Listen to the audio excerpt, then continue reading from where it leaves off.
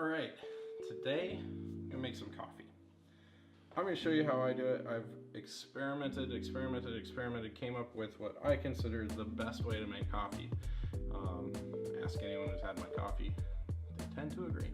So anyway, what we need: Aeropress, one of the little white filters, kitchen scale that is, you can set the tare weight on, pretty much any of them these days, all digital scales, you can do that.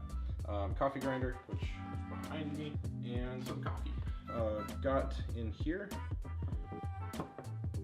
some whole beans of Ethiopian from our local coffee roasters, Camano Island Coffee. First thing, tare your weight, about 17-18 grams of coffee, which is what I use for the amount of coffee I make. So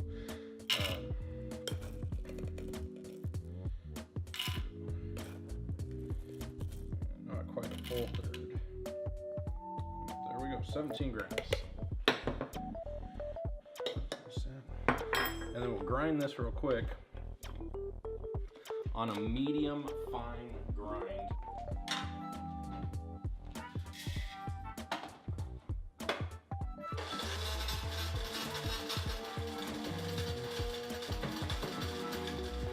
Those last few beans always try to get away.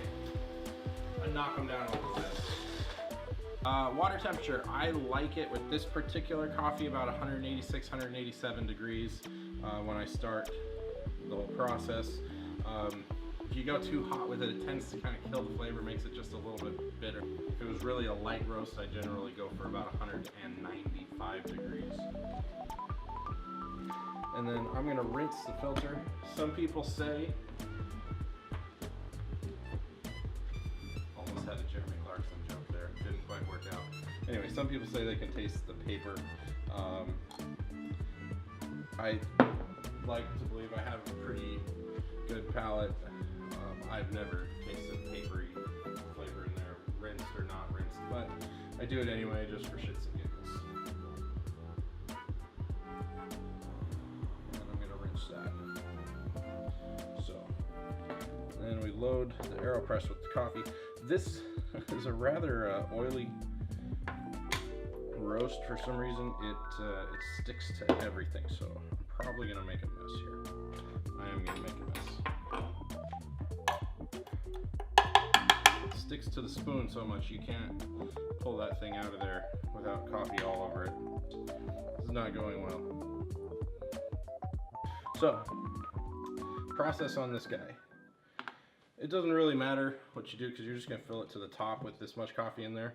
But I like to put about 50 grams worth, which is 50 milliliters, in and let it bloom for a little bit. I give it about 15 seconds and then I'll finish my pour. I pour a real long, slow pour, and then I don't let it sit very much longer. I want a total time in water about a minute 30. I like to go in a circular pattern. Don't think it matters very much, but that's what I like to do.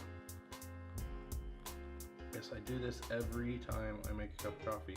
And some people think it's a royal pain in the ass, and so they'll just do the drip coffee.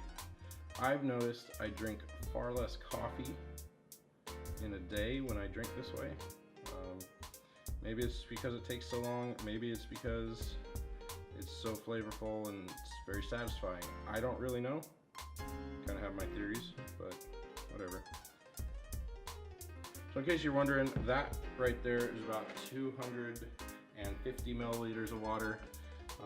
I'm going to just cap this real quick, and then I'm taking it off of there. I've got my go-to Ozark Trail stainless steel coffee cup here. Zero that out, and then we'll press it. Go real gently on it. Give yourself, make sure it takes 20 or 30 seconds to do it. You don't want to go too fast.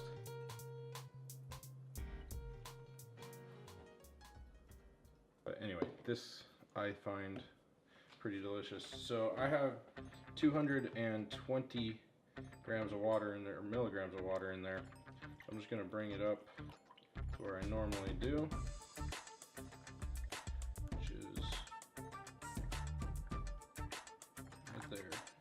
425.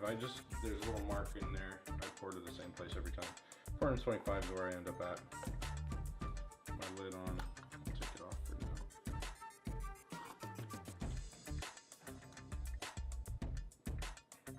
That's pretty good. Actually, probably a little too much water. I could go for a little bit stronger, but anyway, it'll still do for Sunday morning coffee. Cheers.